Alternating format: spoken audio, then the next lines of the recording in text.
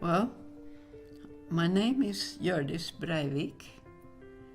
I was born in a family which was quite poor, and I think that it was very nice to find a man as Brother Branham that also have been poor. But you see, I have been through the second war, and God have listened to my prayer even then. Before I met Brother Branham, during the war, he also answered my prayer. I was so hungry one time, I came home from the work, and we didn't have anything on the table, nothing. No sugar, no bread, no milk. I didn't see the milk during the whole war. And I was coming from work, and I sat down on a chair, and I said, "Oh Lord, if you don't give me any food now, I'm going to die." And someone called on the door, and it was a little girl standing there with a big paper bag in her arms with things that what we call skorper around the bread, full of skorper. And she said, "I should ask from my mother if you wanted this." And I said, "You have just saved my life." God bless her. And I hugged that little girl. I said, "Thank you." I am from Norway. I came to USA in 1952, and as an exchange nurse. I went to Branham's meeting in Philadelphia Church in Chicago at first time that year, and I tried to find out what kind of a person Brother Branham was. And he started with his childhood, and I thought to myself, this man wants a lot of money in the usher. I was very skeptic to him. And after a while, it seems to me that he had my thought already, because he stopped in his meeting and he said to someone in the audience, "You that are sitting there, you have such and such sickness, and if you believe, you are healed now." And the power of the Lord was filling the whole audience, and I enjoyed it. And I said to myself, he must be a man of God after all. Then the power sort of went off, and I thought, he could have been agree with her to say something like that. He stopped again right after my thought went out, and he did the same thing again, pointed on someone and said the same thing. And the power of the Lord was so mighty, it filled the whole audience. And of course, I said, well, could it be that he had been agree with two? Then he did it for the third time, stopped in his preaching and pointed at someone sitting nearby me. And he said to that woman, "You are living with your son and daughter-in-law. They have for a long time tried to get rid of you. They have even put sharp things in your food.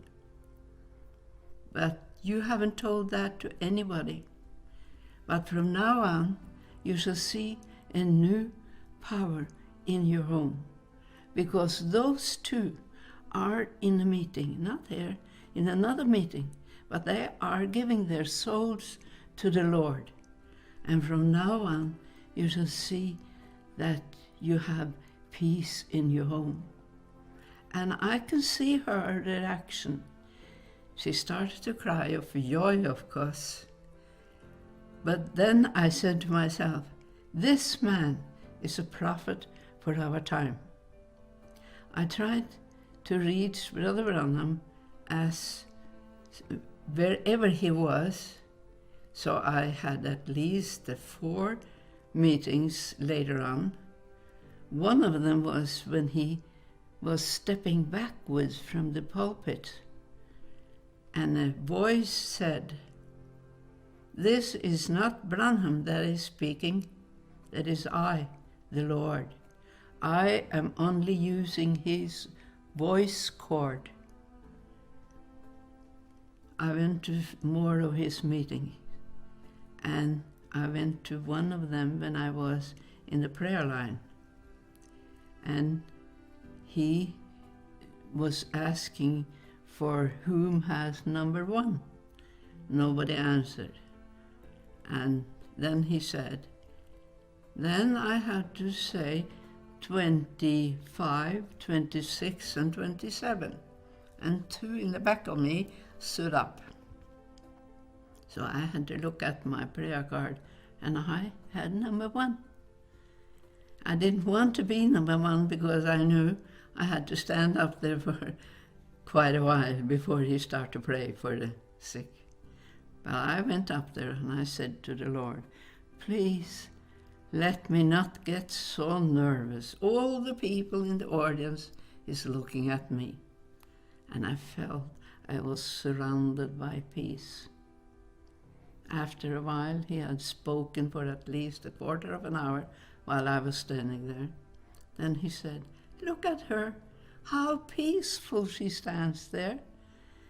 And he said, now you can come forth, because now is the pillar of fire here. And as I came forth, he started to speak about how and why I was at the prayer line. And I hadn't told him anything in the head of the time. And he started and saying, you have been operated for a tumor.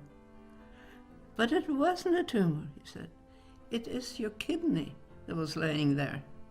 And they could not remove that one. So this operation was no good for you.